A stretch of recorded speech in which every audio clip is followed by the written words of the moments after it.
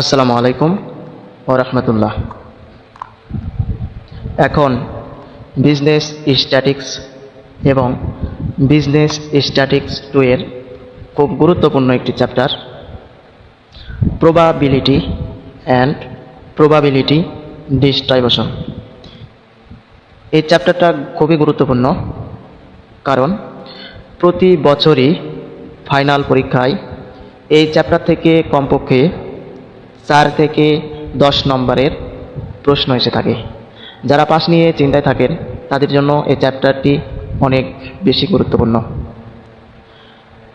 Probability এই চ্যাপ্টারটির প্রথম পর্বে আমি এই চ্যাপ্টারের কিছু বেসিক এবং কিছু ফর্মুলা আলোচনা করব ইনশাআল্লাহ, যেগুলো না জানলেই নয়। এগুলো ক্লিয়ার হইলে অঙ্ক বুঝতে আমাদের জন্য অনেক সুবিধা হবে। প্রথমত আমাদেরকে যেটা বুঝতে হবে সেটি হচ্ছে কার্ডটি আসলে কি। কার্ড বলতে আমরা খাঁটি বাংলা ভাষায় যেটাকে তাস বলি। তোমরা যারা তাস খেলেছো বা এখনো খেলো তারা এই টাইপের অঙ্ক খুব ভালোভাবে বুঝতে পারবা, এবং যারা তাস সম্পর্কে একেবারেই ধারণা নেই তারাও পারবা। তো আমি ধরে নিলাম তুমি তাস সম্পর্কে কিছুই জানো না। এখন বোঝো, একটা প্যাকেটে মোট 52টি কার্ড বা তাস থাকে। এই 52টি কার্ডের মধ্যে 2টি ভাগ আছে, কালো এবং লাল। মোট 26টি কার্ড, তার মধ্যে ব্ল্যাক বা কালো হয় 26টি এবং রেড বা লাল হয় 26টি।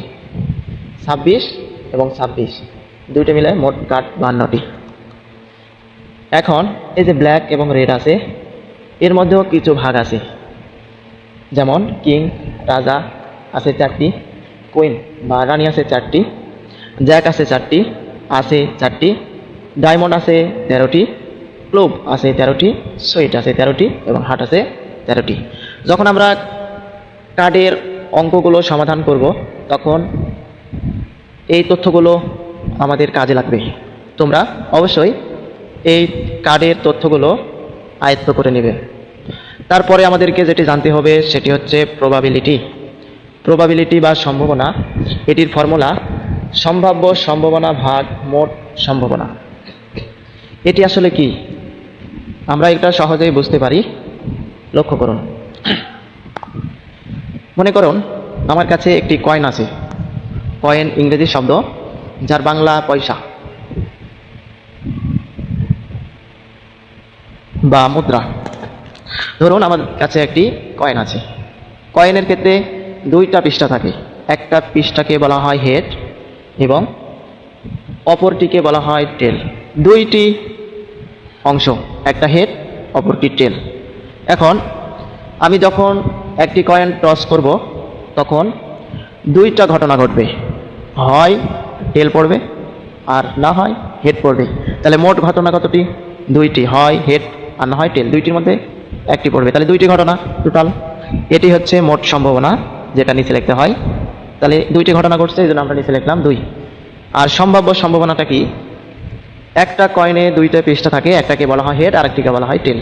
এখন যখন আমি টস করব তখন এই 2টির মধ্যে যে কোনো একটি পড়বে।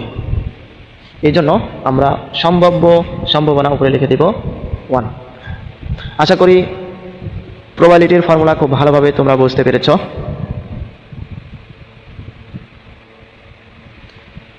এই চ্যাপ্টারের অঙ্ক করার সময় কিছু অঙ্ক এসে যায় যেগুলো ভাষা না জানলেই নয়।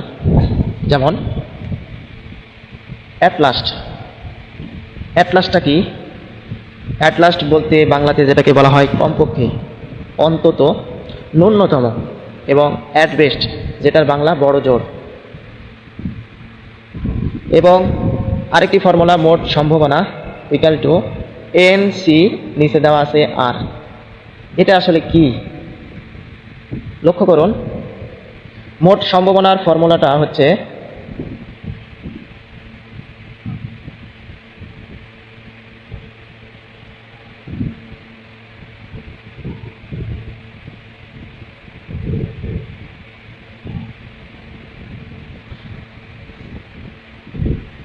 এন সি আর।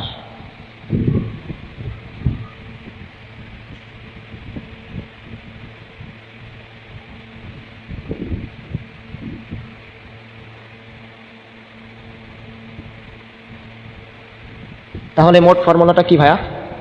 মোট সম্ভাবনা, এটার ফর্মুলা এন সি আর হচ্ছে আর, যেখানে এন বলতে মোট সম্ভাবনা। ওই যে একটু আগে যেটা আমি বুঝিয়ে দিলাম, ধরুন আমার কাছে একটি কয়েন আছে, কয়েন আমি টস করব, তাহলে দুইটি ঘটনা ঘটবে। এই যে মোট ঘটনাটা, এটি হচ্ছে এন।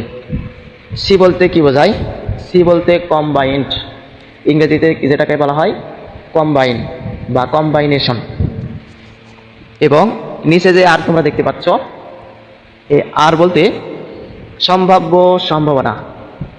একটু আগে আমি যেটা বুঝিয়ে দিলাম, ধরুন আমার কাছে একটি কয়েন আছে, কয়েনের দুইটা পৃষ্ঠ, একটা হেড অন্যটি টেল। যখন আমি টস করব তখন হয় দুইটির মধ্যে একটি পড়বে, হয় হেড পড়বে আর না হয় টেল পড়বে। এটি হচ্ছে সম্ভাব্য ঘটনা বা সম্ভাবনা, এটিকেই আর দ্বারা প্রকাশ করা হয়।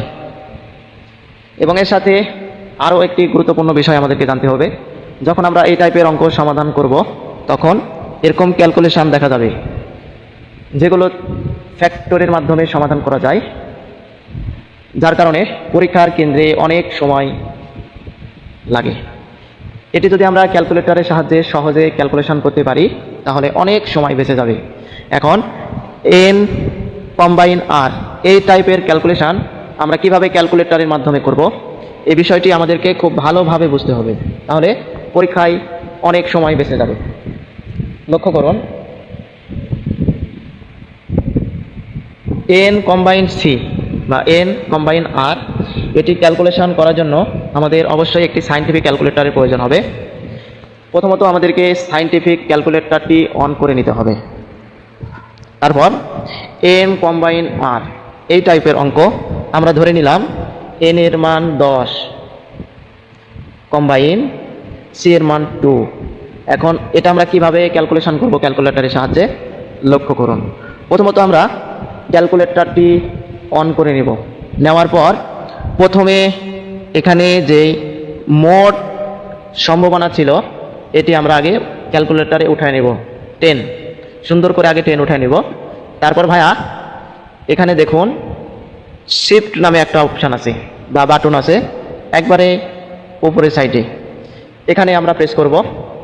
তারপর দেখুন এসির নিচে ভাগ ভাগ চিহ্নিত একটি বাটন আছে, আমরা এখানে চাপ দেব, দিলে 10 কম্বাইন অপশানটি চলে আসবে। তারপর নিচে যে 2 আছে 2 আমরা প্রেস করব, দিয়ে সমান সমানে চাপ দিলেই আমাদের কাঙ্ক্ষিত কম্বাইনের ক্যালকুলেশন চলে আসবে। আবার বলতেছি, এখানে ছিল 10 কম্বাইন 2, 10টি আমরা প্রথমে ক্যালকুলেটরে উঠায় নিব। তারপর এই কম্বাইন আনার জন্য এই উপরের সাইডে এখানে শিফট নামে একটা বাটন আছে, এই বাটনে আমরা প্রেস করব।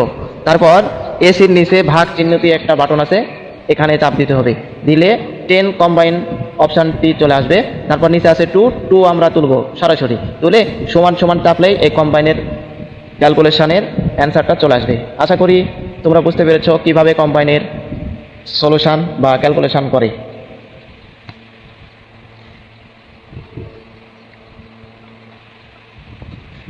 তারপর এর সাথে আরও কিছু ফর্মুলা আছে যেগুলো আমাদেরকে আয়ত্ত করে নিতে হবে, যেমন পি দ্বারা প্রবাবিলিটিকে বোঝায়, probability of A intersection B equal to probability of A into probability of B। এই ফর্মুলাটা তোমরা সুন্দরভাবে আয়ত্ত করে নেবে।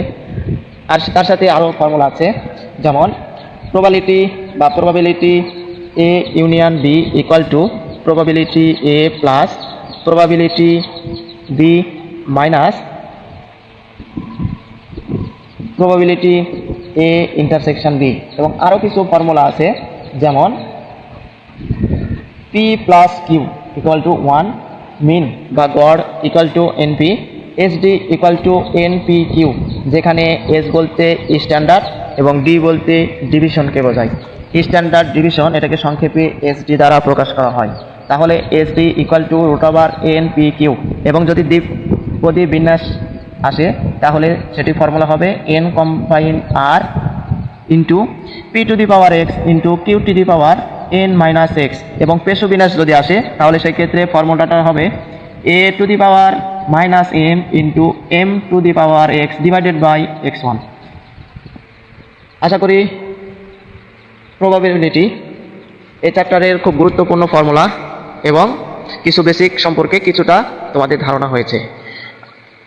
এবং আরেকটি বিষয় ভাইয়া খুব ভালোভাবে আমাদেরকে বুঝতে হবে, যদি অঙ্কের মধ্যে অর বা অথবা এমন যদি কথা আসে তাহলে যোগ করতে হবে, এবং বা অ্যান্ড এরকম যদি কথা আসে তাহলে গুণ করতে হবে। আর বলতেছি যদি কোথাও অথবা বা অর এমন কথা আসে তাহলে আমরা যোগ করবো, এবং যদি অ্যান্ড বা এবং এরকম কথা আসে আমরা গুণ করবো।